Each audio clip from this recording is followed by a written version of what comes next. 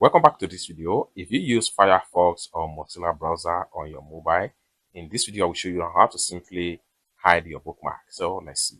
But before we dive into the tutorial, if you find this tutorial useful and you are brand new to this channel, remember to click on that subscribe, turn on the notification bell for more useful tutorials like this. So with that being said, let's get started.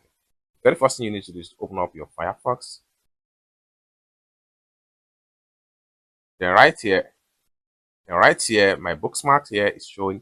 Next thing we want to do is to simply click on here. So right here, you can see my bookmarks right here. So if you want to hide your bookmarks from the home page right here, so let's see. The very first thing you need to do is to click on these three dots right here. Then go to customize home page. Then make sure you turn off this particular button right here. Then make sure you turn off this particular button right here. Then by the time you go back to your home page, then the bookmark is no longer be found right here. It's as simple as that. I hope you really got value for this video. Find this video useful, give this video a big like, and also remember to subscribe to the channel, turn on the notification bell for more useful tutorials like this. Thank you so much for watching, and I hope to see you in my next video. Bye for now.